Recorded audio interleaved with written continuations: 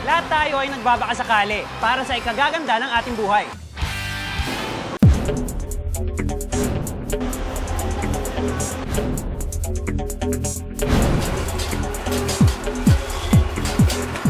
Sa bawat araw na tayo nakikipagsapalaran at nakikibaka, pilit nating hinaharap ang bawat umaga, dala-dala ang bagong pag-asa.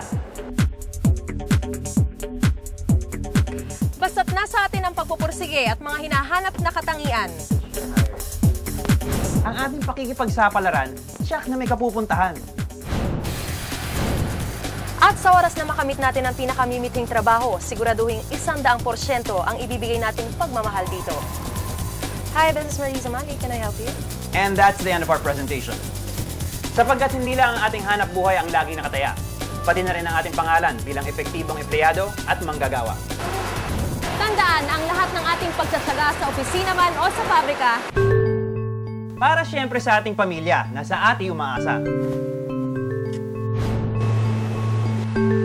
Yan ang misyon ng aming programa, ang magbigay ng disenteng trabaho sa pamilyang Pilipino. At iyan ang pinakapuso ng May Trabaho Ka. Isang taon mula nang buksan ang programang naglalayong magbigay ng mas magandang oportunidad at kinabukasan. Ano? Pasensya na. If I were you, huwag ka na lang magsalita. Kasi I want this. I want this job, please! papalarin ka, may matikiman ka. Humigit kumulang 30 aplikante na ang napagkalooban ng kanilang dream job. May trabaho ka. May trabaho ka.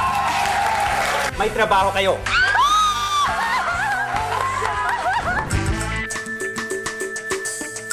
Ngayong gabi, samahan niyo kami sa pagdiriwang ng aming unang anibersaryo kasama ang ating celebrity guests, pati ang mga past winners. Magbabalik na rin tayo sa isang taong nakaraan na punong-puno ng kasiyahan at bagong pag-asa. Magandang gabi, ako po si Paolo Abrera. At ako naman po si Maris Umali. Ito po ang nag-iisang programa sa telebisyon na tanging hangad na mabigyan ng trabaho ang mga karapat-dapat na tao. Dahil kung magtsatsaga ka at papalarin ka, may trabaho ka!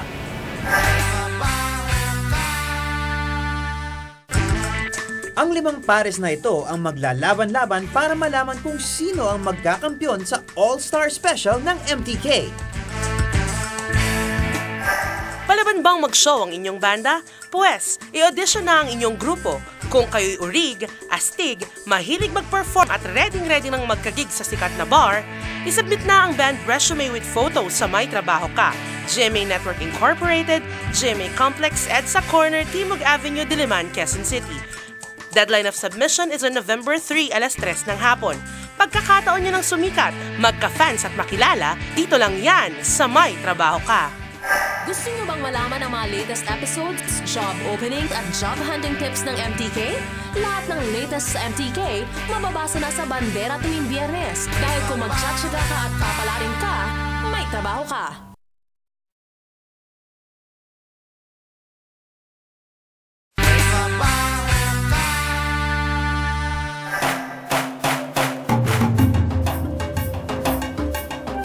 Matapos mabigyan ng trabaho ang kulang-kulang 30 katao, muli naming ibinabalik ang 5 past MTK winners. Sila ang mga aplikanteng namamayagpag pa rin sa kanilang trabaho na panalunan.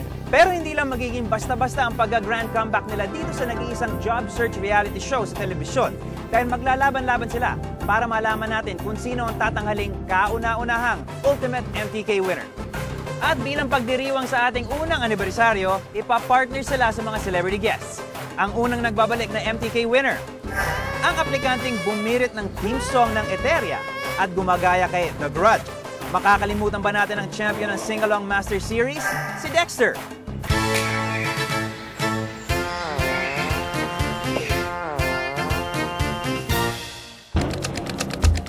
At ang kanyang makakasama, ang equally talented and beautiful Icy Mendoza.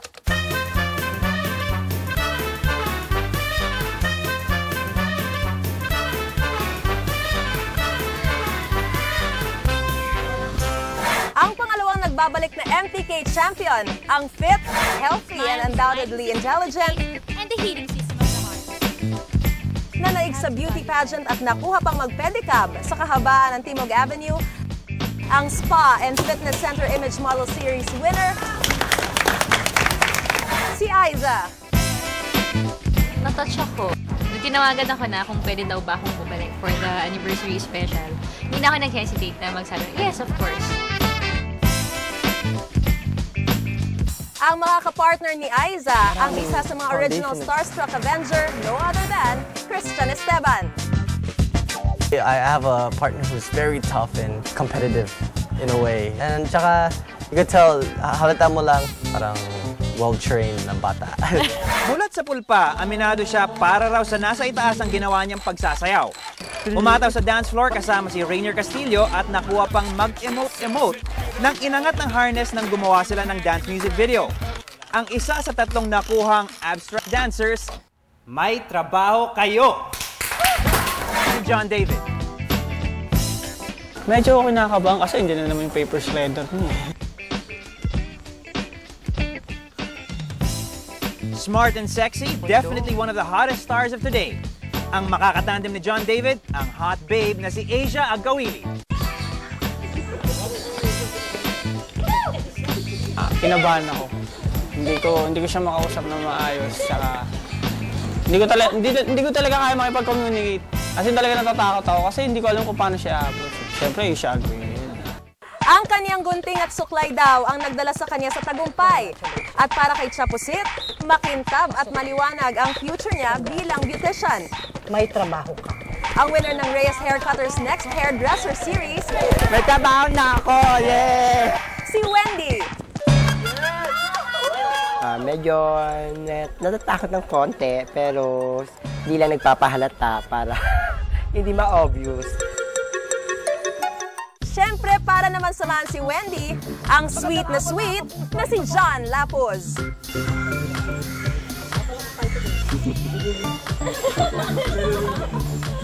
We are doing this para sa mga amiga namin out there.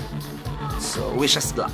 Feeling ko yung talagang kinakarir ng husto, yung team nila John Lapuz. Even yung costume nila talagang coordinated eh. At para naman sa pinakahuling magbabalik para sa ating anibersaryo, pinaiyak siya ni Eddie Garcia. Siya ang reporter. At hindi nagpatalo sa surprise interview with Ethel Buba. Okay lang siya. Di ba mag-aaway kayo? Hindi naman kami mag-aaway. Wire lang kami.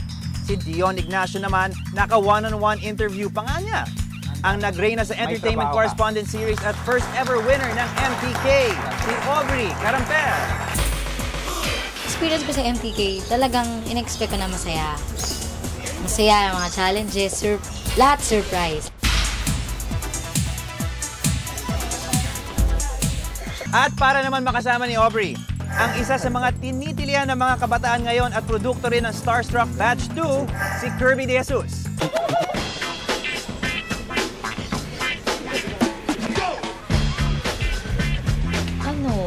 Hindi, kilala ko naman si Kirby eh. Na-interview ko na rin. Ganyan. Wala, okay lang. Parang mas na-excite kasi may mga celebrities nga.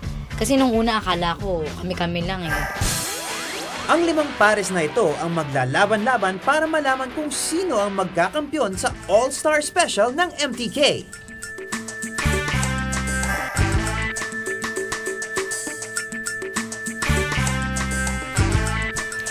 Kami ang magiging MTK Ultimate Winner dahil sa looks pa lang, panalo na!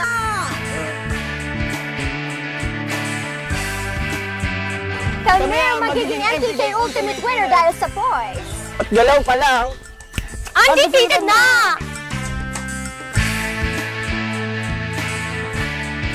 Kami ang magiging MTK Ultimate Winner dahil sa amin ang lahat ng M. Maganda, matalino, masipag, matyaga, and maharot. Hanap buhay. Pila ka ng pila. Kami ang magiging MTK Ultimate Winner. because we believe in the saying that beauty is in the eye of the beholder. And we hold our beauty. Good morning, ma'am, sir. How may I help you? Ano ba talaga? Ano nga ba talaga? Ano nga ba talaga? Ano nga? Kami ang magiging MTK Ultimate Winners dahil hindi lang kami winners sa chikahan. at sa kahit anong challenge, di namin naatrasan. May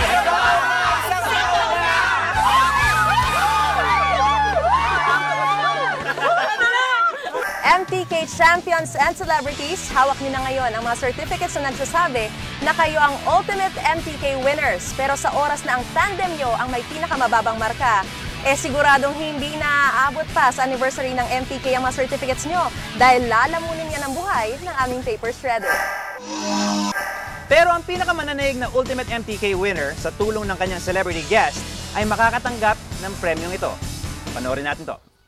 Ang sino mang tatanghaling MTK Ultimate Winner ay tiyak na roroli ang kapalaran dahil may magandang swerteng naghihintay sa kanya. Ang Kiss King of Balls ang pioneer ng branded street foods. Kasi nung araw, kung natatandaan mo, yung mga cart business natin, yung mga nakikita natin na nagtitinda ng mga pagkain sa lansangan, normally, hindi tayo sigurado kung yun malinis o hindi. So, inayos natin. Kaya ang nakikita mo yung Kiss, ang unang-una na gumagamit ng kariton na maganda, na stainless, may pangalan, so matatandaan ng mga tao. Siyempre, lumalaki na rin ang pamilya ng Kiss, di ba?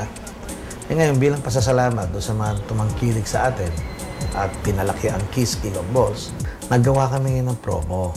Ang Kiss of Fortune promo ng Kiss King of Balls ay magbibigay ng 5 food cart franchise sa 5 maswerteng raffle winner. Pero may pang-anim pa silang cart na ibibigay at hulaan nyo kung kaninong espesyal na tao nakareserba ito. Doon sa mananalo sa inyong unang anibersaryo ng Pay Trabaho Ka, bibigyan natin siya ng franchise ng Kiss. Ang tema ng ating first anniversary celebration ay pagbabalik tanaw sa mga hindi malilimutang task sa nakalipas na isang taon at yan ang pagdaraanan ninyo. Ang ilang task na ginawa dito sa MTK ay masasabing mapanganib. Nariyan na ang pagrarapel mula sa tuktok ng GMA Network Center. Kasama na rin ang pagpapakain ng mga mababangis na hayop.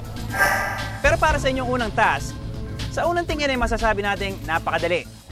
Pero sa oras na magkamali kayo ng galaw, ay pwede rin itong maging napakadelikado. Ito ay ang agawan ng itlog ng ostrich.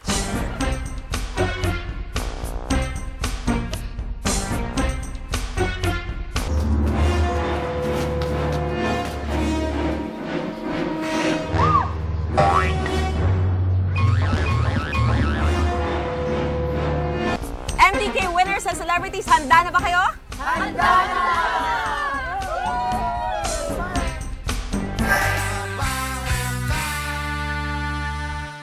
Ako kinakabahan ako, seryoso. Hindi ako nag-joke, seryoso kinakabahan talaga ako.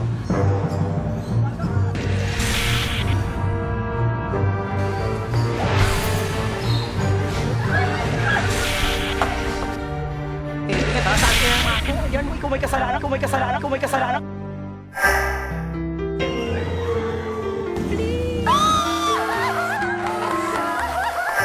Sa nagdaang taon ng May Trabaho Ka, samot-saring mga karakter at di malilimutang eksena ang sama-samang nagbigay kulay sa show na to. Samahan niyo po akong halungkatin muli sila dito sa MTK's Shredded Moments. Kung sa tingin nyo ay ito ang unang beses na mga celebrities ang dadaan sa mga tasks ng MTK, aba, dapat yatang reviewin nyo ang inyong MTK history. Dahil lang showbiz stars na rin ang nag-asam ng dream job nila dito sa MTK. Sa unang series pa lang ng programa kung saan naghahanap ng entertainment correspondent, pinutaktinan ng mga artista. Napabilang ang co-host ni Kuya Germ sa Master Showman na si Charmaine Santiago. Pinatukan ng mga unang intriga sa industriya. Sumabak din sa series na ito ang dating child star at ngayon Mosimo Bikini pageant finalist na si Joseph Reyes. Gulat! Ngayon pong nakuha ko na po ang inyong atensyon, ako po ay manggugulat na sa inyo. Habang ang Metro Pop Grand Winner na si Miles Poblete, nakipagsapalaran din dati sa MTK para maging female on-cam talent ng QTV. Kung ako po ay inyong mapipili, siguro sa tingin ko, hindi ko kayo magkakamali.